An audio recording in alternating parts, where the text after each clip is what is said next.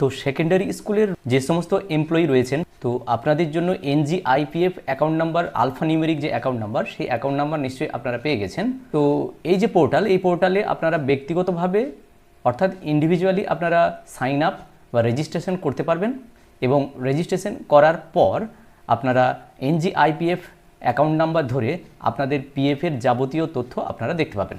এক্ষেত্রে যদি কোনো এমপ্লয়ি ট্রান্সফার হয়ে আসেন, তাহলে তার পুরনো স্কুল থেকে নতুন যে স্কুল, সেখানে যে পিএফের যে ব্যালেন্স, সেই ব্যালেন্স ট্রান্সফার হয়ে এসেছে কিনা বা অন্যান্য যাবতীয় যে তথ্য, সেই তথ্যগুলো সব আপনারা নিজেরাই দেখতে পারবেন। তো তার জন্য আপনাদেরকে এই যে NGIPF মডিউল বা এই যে ওয়েবসাইট, এখানে আপনাদের রেজিস্ট্রেশন বা সাইন আপ করতে হবে।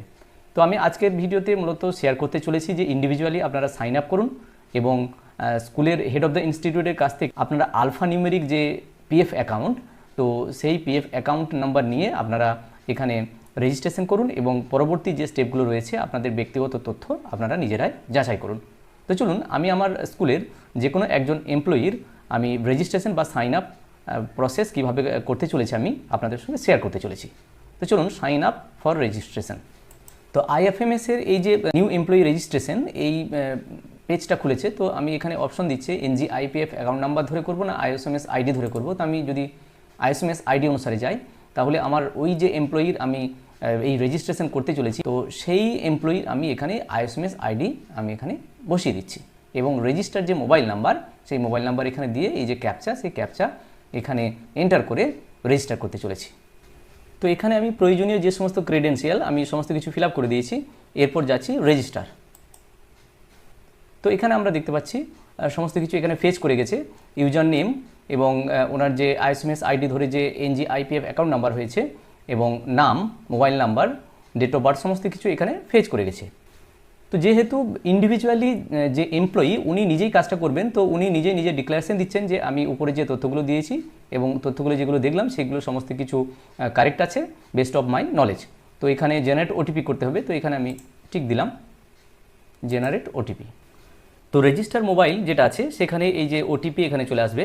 তারপর এখানে ওটিপি দেওয়ার পর আমরা এখানে ক্রিয়েট মাই অ্যাকাউন্ট করলে সাকসেসফুলি রেজিস্টার হয়ে যাবে NGIPF অ্যাকাউন্ট।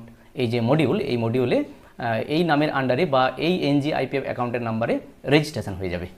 তো রেজিস্ট্রেশন হয়ে যাওয়ার পর একটা ওয়ান টাইম পাসওয়ার্ড আসবে এবং সেই পাসওয়ার্ড নিয়ে আবার পুনরায় যখন এই WBIFMS এই পোর্টালে যখন লগ ইন করবো, তখন আমাদেরকে সেই পাসওয়ার্ডটা চেঞ্জ করার জায়গা দেবে। তো আমরা সরাসরি সেখানে চলে যাচ্ছি। তো এই ল্যান্ডিং পেজে এসে আমরা এবার এখানে সাইন ইন করব। সাইন ইন করার জন্য যে পেজটি আসবে, এখানে আমাদের ইউজার আইডি এবং পাসওয়ার্ড আমরা দেবো। এখানে HRMS আইডি মানে আমার NGIPF যে অনলাইন পিএফ নাম্বার হয়েছে, সেই পিএফ অ্যাকাউন্ট নাম্বারটা এখানে আমি দিয়ে দেবো এবং পাসওয়ার্ড হিসাবে মোবাইলে যেটা ওয়ান টাইম পাসওয়ার্ড গেছে সেটা এখানে আমরা দিয়ে দেবো। তো এখানে NGIPF যে অ্যাকাউন্ট নাম্বার এবং ইনিশিয়াল যে পাসওয়ার্ড এসেছে মোবাইলে, সেই দুটো দিয়ে দেওয়া হলো। এরপর লগ ইন। তো এখানে নাম আমার শো করে গেছে, নাম, মোবাইল নাম্বার। সুতরাং এই রেজিস্ট্রেশনটা যে সম্পন্ন হয়েছে সেটা আমরা বুঝতে পারছি এবং এখানে যে নিউ পাসওয়ার্ড এবং রিটাইপ পাসওয়ার্ড করে আমার পাসওয়ার্ডটাকে নতুন করে চেঞ্জ করে নিতে বলছে, সেটা আমাদেরকে চেঞ্জ করে নিতে হবে। তাহলে টেম্পোরারি যে পাসওয়ার্ড আছে সেটা এখানে দিয়ে এবং নিউ পাসওয়ার্ড যেটা আমি করতে চাইছি সেই দুটো দিয়ে এখানে আমি চেঞ্জ পাসওয়ার্ড আমাকে প্রথমে করে নিতে হবে। তো এই কাজটা আমরা করে নিচ্ছি। তো এখানে বলে দিচ্ছে যে ইওর নিউ পাসওয়ার্ড আপডেটেড। তাহলে আমার এই যে কাজটা পুরোটা সম্পন্ন হয়ে গেছে। এরপরে আমি NGIPF মডিউলে গিয়ে আমি নতুন পাসওয়ার্ড দিয়ে লগ ইন করার জন্য আমি তৈরি। তো আমরা চলে যাচ্ছি। তো এখানে দেখতে পাচ্ছি সরাসরি আমার লগ ইন হয়েও গেছে, এখানে নামও শো করে গেছে। বাঁদিকে যদি পিএফ স্টেটমেন্টে যায়, তাহলে নিজের যে কথাটা প্রথমে বলা হচ্ছিল যে নিজের যে ব্যালেন্স, পিএফ ব্যালেন্স, এগুলো আমরা সব দেখতে পারবো। এমনকি যদি ট্রান্সফার হয়ে কোনো এমপ্লয়ি আসেন, তাহলে ট্রান্সফার অ্যামাউন্টও এখানে শো করবে।